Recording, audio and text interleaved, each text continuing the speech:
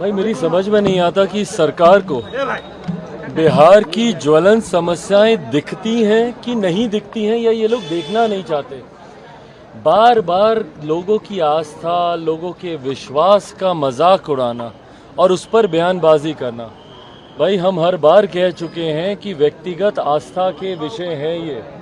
कौन किस चीज़ में आस्था रखता है, कौन किस चीज़ में आस्था रखता है, कोई तीसरा व्यक्ति उसको निर्धारित करने वाला कोई नहीं हो सकता। आपकी संभवतः जिस चीज़ में आस्था है मेरी उसमें नहीं होगी, या मेरी जिसमें है आपकी नहीं होगी। ये व्यक्तिगत विश्वास का विषय है भाई। कई लोग हैं जो बाबा पे विश्वास करते हैं, कई लोग हैं जो बाबाओं पे विश्वास नहीं करते। वो छोड़ दीजिए ना उनके ऊपर। सरकार का काम ये नहीं है कि किसी की आस्था, किसी के विश्वास के ऊपर कोई टीका टिप्पणी करे। सरकार का काम है कि लोगों को उनकी ज़रूरतें मुहैया कराए, उनको सुविधाएं दे। क्या बिहार में तमाम और ज्वलंत विषय समाप्त हो गए? क्या पूरी की पूरी सरकार कौन से बाबा आ रहे हैं, कौन से बाबा नहीं आ रहे, छोड़ दीजिए ना लोगों के ऊपर भाई।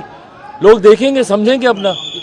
कोई आएगा मिलेंगे, नहीं आएगा नहीं मिलेंगे, ये लोगों के ऊपर है।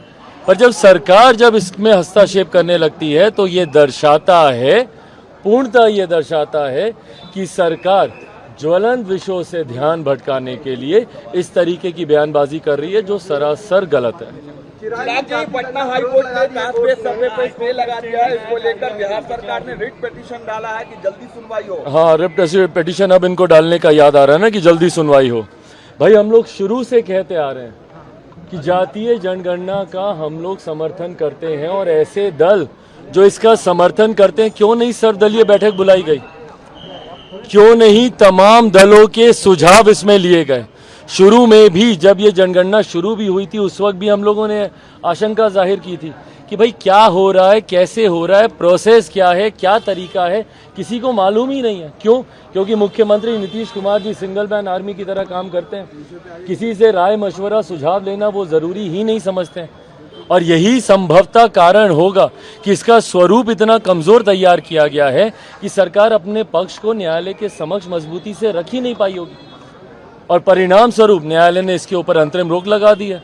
अब देखते हैं कि भाई अब आने वाले दिनों में सरकार की मंशा अगर रहती तो इसको और मजबूती से करती ना। सरकार की मंशा रहती तो जितने भी दल जो समर्थन कर रहे हैं सबको साथ में लेती। सरकार की मंशा रहती तो सर्वदलीय बैठक इसके ऊपर बुलाती। ये सिर्फ दिखावे की राजनीति है भैया। मुख्यमंत्री दिखाते कुछ और है, चाहते कुछ और है। 500 करोड़ रुपए जो इस्तेमाल किए जा रहे हैं उसको हाँ, जो व्यक्ति बिहार को एकजुट नहीं करें वो विपक्ष को एकजुट करने जा रहे हैं। बिहार में बंटवारे की राजनीति कौन करता है भैया?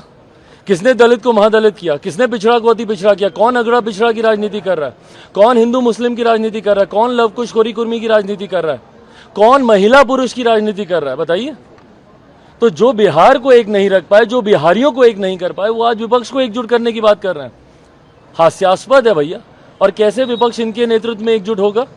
कौन सा मॉडल है इनके पास भैया विपक्ष को एकजुट करने का? कौन सी सोच है इनके पास विपक्ष को एकजुट करने की? और कभी गलती से कोई विपक्ष इनके साथ आ भी गया तो देश की जनता क्यों जाएगी इनके साथ? बिहार में कौन सा ऐसा मॉडल ये खड़ा किए हैं भाई? क्या बताएंगे देश की जनता के सामने जाके कि बिहार में एक दिन में इतनी हत्याएं हो रही हैं तो देश भर में हम इतनी हत्याएं करवाएंगे? या बिहार में इतना भ्रष्टाचार हो रहा है तो देश भर में हम लोग इतने लाखों करोड़ का भ्रष्टाचार कराएंगे? या बिहार में जहरीली शराब से इतनी मौतें हो रही हैं तो देश भर में शराबबंदी लागू करके हम लोग इतनी मौतें करवाएंगे? क्या मॉडल है इनके पास भाई? जिनके प्रदेश में पुल हवा से गिर जाते हों, जिनके प्रदेश में चूहे कुतर जाते हों, उस प्रदेश का कौन सा मॉडल मुख्यमंत्री जी लेकर जाएंगे जहां पे हर जात पात धर्म मजहब के लोग आज की तारीख में सड़क पे हैं, और हर समस्या का समाधान जिनके पास लाठी हो?